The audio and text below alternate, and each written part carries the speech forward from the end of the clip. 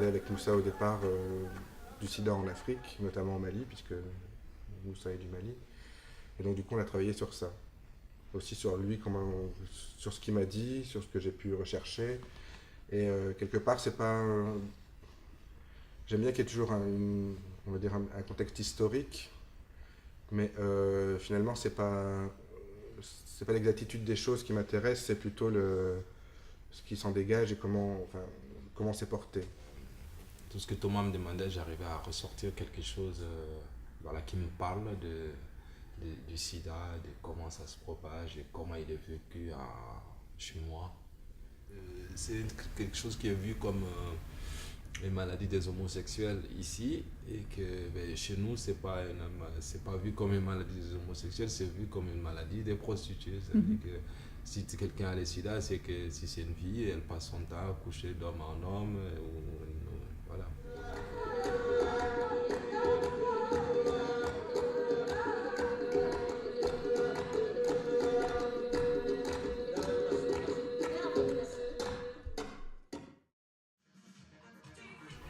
Pour Anthony, c'était vraiment lié aussi l'image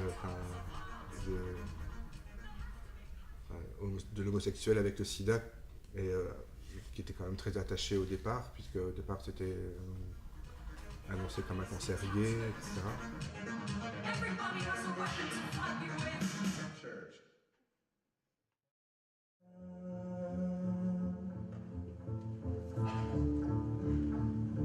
Puis après, je voulais aussi controverser tout de suite avec un duo hétéro, on va dire, pour casser un peu cette image aussi de la maladie des homos, qui est annoncée, comme ça l'a été à une époque. Et donc sur la peur aussi du milieu hétérosexuel quand on a dit que c'était aussi une maladie que les hétéros pouvaient attraper.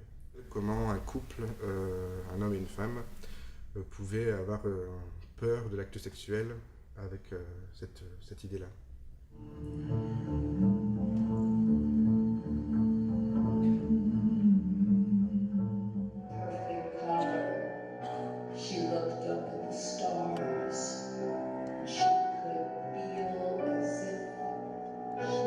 Le soldat Anne-Sophie, c'est plus dans un état de doute qu'on rumine pendant des années.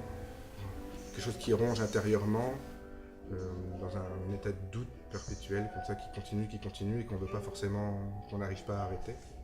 Et je finis avec le solo de solitude. Donc à chaque fois, j'aime bien dire qu'il y a deux pistes possibles de lecture. Soit je choisis d'être seul pour ne plus avoir peur, ne pas prendre de risques et ne plus avoir de doutes. Ou soit de solitude parce que les gens autour de moi ont disparu.